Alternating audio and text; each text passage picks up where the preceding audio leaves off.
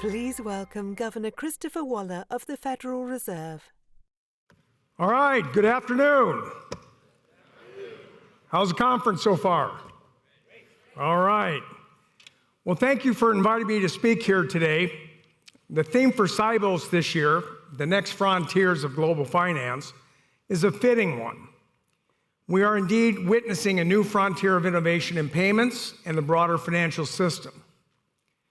New technologies like distributed ledgers, tokenized assets, smart contracts, and artificial intelligence, or AI, have the potential to make payments smarter, faster, and more efficient and safer.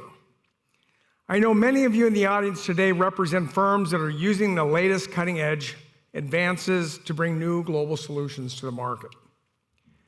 The conference theme also accurately captures that we are at the next frontier. I often note that the modern history of payments is a story of technological innovation. The history spans from the last century when payments and security transfers were converted from paper to electronic solutions, to the present day when we increasingly have payment systems that process transactions in real time 24/7. Lastly, the conference theme recognizes the global nature of payments and financial infrastructures that underpin international commerce. Of particular focus in this domain are cross-border payments, which involve transactions across a layered and complex set of networks and experience frictions that contribute to higher cost, slower speeds, limited transparency, and barriers to access. Multiple opportunities for improvement exist in international payments, including improvements to small value remittances, business-to-business payments, and collateral management in capital markets. As we enter the next frontier, let's remember that this is not a new story, and we should not fear new technologies nor new types of providers. Instead, we should ask how new technologies could benefit all types of actors, including the most sophisticated financial firms, as well as consumers, while not losing sight of the need for guardrails that promote safety for consumers and the broader financial system. In addition, we should ask how new technologies could be used to upgrade the infrastructures that serve as critical components to the global financial system in a way that maintains and extends safety and resilience. These are the topics I will consider today in my words. Now, I approach these issues fundamentally as an economist, like it or not, and as a firm believer in the free market. In particular, I would highlight the importance of choice in how markets function and how competition develops. In particular, choices encourage competition, leading to better quality products and services. Businesses innovate to differentiate products, including by incorporating new technical capabilities. This improves market responsiveness to consumer demand. Businesses also incorporate new technologies to compete on cost and efficiency. I see stablecoins, for example, as simply another choice available to consumers and businesses where they have signaled a need in the market to improve payments. I believe that we must take this articulated need seriously and respect the ability of the private sector to develop solutions. This dynamic is nothing new. Market participants have long had choices in the types of payment instruments they use. Public and private forms of money coexisting in multiple forms is in fact a common feature in all developed economies. In the United States, consumers have had central bank money in the form of cash, commercial bank money in the form of deposits in a private bank account, and non-bank money or e-money in the form of funds balances on a non-bank payment app. Stable coins are simply a new form of private money and will exist alongside these other payment instruments, provided consumers accept them as safe, low-risk assets with regulatory protections. Now, consumers and businesses have for decades also had a choice of providers of payment services and financial products, including banks, card networks, non-bank payment service providers, and more recently, other fintechs.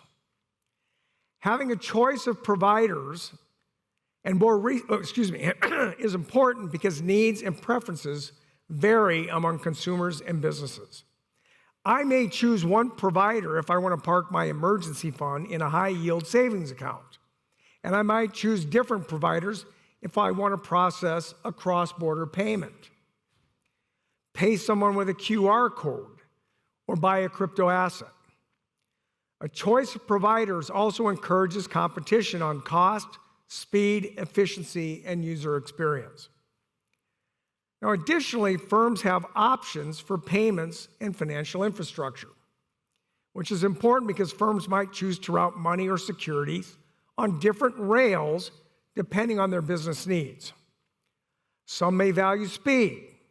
Some may prefer the ability to batch payments and settle on net to capture liquidity savings. Some will prefer the features of a centralized financial market infrastructure and its built-in regulatory guardrails. Some may prefer to transact on public blockchains with different models for achieving security and integrity. Having multiple options is also good for public policy objectives like promoting resilience across the broader payment system. Now, given this backdrop of new technologies and new entrants within a competitive market, let's explore how this could lead to positive economic outcomes. I'm a positive guy. I don't like to talk about negative stuff. First, will the next frontier of innovations translate to lower cost? An influx of new market entrants certainly has the potential to drive down cost as they compete for customers, particularly if blockchain-based transactions prove to be cheaper. If stablecoins present a lower cost alternative to consumers and businesses, I'm all for it. We are already seeing this dynamic develop outside of the United States, where US dollar stablecoins are an attractive option in countries in which access to dollar banking services is expensive or limited. We also know that cross-border payments, in particular remittances, are relatively expensive. This is attributable in part to the complexity of transactions involving multiple infrastructures, currencies, and intermediaries. One way in which innovative technologies could translate to lower costs is through pure efficiency gains. This brings me to my second question. How might new technologies improve the efficiency of the payment system? Distributed ledger technology, or DLT, is rapidly becoming an efficient infrastructure for 24/7 transactions, record keeping, and data management by enabling multiple platforms, parties, assets, and functions to become mined in new ways. As an example, DLT-based platforms can support 24/7 real-time payments and security transfers by using programmable functionalities like smart contracts to enhance operational efficiency and automate more complex financial transactions. With the ability to specify the precise time at which a transaction settles and under what conditions, DLT-based platforms have the potential to increase the flexibility and efficiency of settlement for money and assets. Many cross-border payments today rely on the correspondent banking model, a network of bilateral banking relationships that enables financial institutions to access foreign financial systems and to conduct business across jurisdictions without establishing physical and legal presence in every market that they serve. Now, while correspondent banking has been the backbone of global payments for decades, actually probably centuries, this model faces several challenges, including high transaction costs, slower processing times, and a global decline in correspondent banking relationships. While these frictions are attributed in part to the process of sending payments through a complex chain of correspondent banks, I should note that not all frictions are barriers to overcome. Certain frictions are purposefully built into the global payment system for compliance and risk management reasons, such as preventing money laundering, fraud, and countering the financing of terrorism. DLT-based platforms have the potential to improve upon the existing correspondent banking model, and private sector firms are pursuing multiple approaches to do so. One way is through the stablecoin sandwich model, in which fiat currency in one country is converted first into a stablecoin, then that stablecoin is transferred to another individual, and then converted back into the local fiat currency at its destination. Another way is through the use of tokenized deposits, where banks represent deposit liabilities on a blockchain for wholesale and cross-border transactions. Now, either model has the potential to improve transparency, cost, and timeliness while balancing the need for safety and integrity of the transfer. DLT-based platforms generally, and stablecoins specifically, may also present opportunities for efficiency gains in remittance payments, where today money transfer operators rely on large global networks of agents and have to pre-position capital in various currencies to pay out customers in different jurisdictions. These examples also demonstrate that innovation is not an issue of TradFi versus DeFi, but rather poses an opportunity to harness the complementary strengths that each has to offer, especially at a time when we are seeing increasing convergence, not divergence, between the two.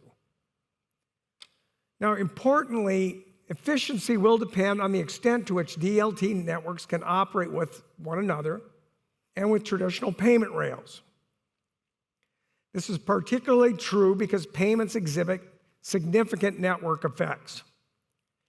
Fortunately, numerous private sector advances in interoperability are emerging, giving this market need, and as an operator of core payment and settlement infrastructure, we at the Federal Reserve continue to assess how we can improve our existing rails that serve private sector firms.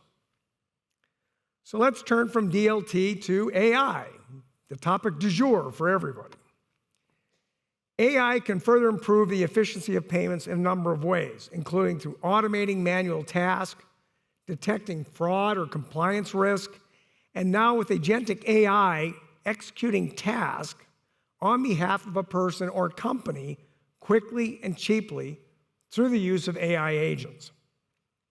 Let's again take the example of cross-border payments, which involve multiple jurisdictions, each with its own compliance requirements. Firms are increasingly exploring AI and machine learning, as well as smart contracts, to automate compliance activities. Third, can new technologies and products maintain and build trust in the digital system? I believe they can. One common criticism of stablecoins is that they will somehow undermine the trust in money.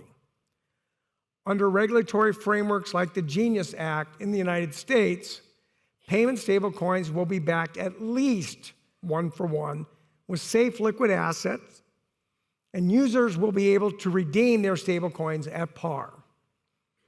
I have long advocated that a right-sized regulatory framework can address concerns related to safety and financial stability while allowing stablecoins to scale on their own merits. As with any technology, ecosystem operators will need to assess and manage risk, including cybersecurity. As payments shift to new rails and include stablecoins, tokenized assets, and smart contracts, new opportunities for cyber attacks will emerge. Achieving security and resilience means ensuring these digital platforms are hardened against misuse, with redundancy and safeguards in place that match the scale of domestic and global payments. Building resilience requires both the public and the private sectors to work together on standards, cybersecurity, and risk management so that innovation goes hand in hand with safety. Now, this brings me to the roles that the private and public sectors can play at the next frontier of payments innovation. Now, I often argue that the private sector can most reliably and efficiently allocate resources and take risk to explore the value of new technologies. The private sector is also best positioned to serve consumers and provide products and services that meet their needs. You don't want the government to decide what technologies are in or out, or decide what consumers want.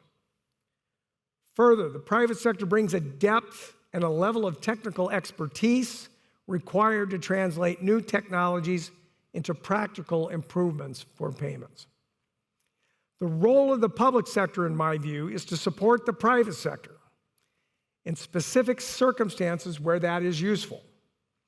At the Federal Reserve, that means serving as a convener to solve coordination problems, providing regulatory clarity when they are within our specific remit, and operating core payment and settlement infrastructure that the private sector uses. Complementary private and public roles can contribute to a safe and efficient payment system. Looking ahead, I believe it is important to understand how the Federal Reserve can continue to support private sector innovation. One way is to conduct research and experimentation on emerging technologies. At the Federal Reserve, we are conducting hands-on research on the latest wave of innovations, including tokenization, smart contracts, and AI in payments. We do this to understand how private sector innovators will use these to improve payments, as well as identify any opportunities we can to upgrade our own payment infrastructures. Another way is to engage actively with industry on innovations. That is why in 3 weeks, put it on your calendar, October 21st, I am convening industry leaders and U.S. policymakers to discuss how to further improve the payment system. That is also why I appreciate coming to events like Sibos, where industry experts within the private sector engage with public sector officials like myself to discuss how we can best navigate the next frontier of innovations. Thank you very much.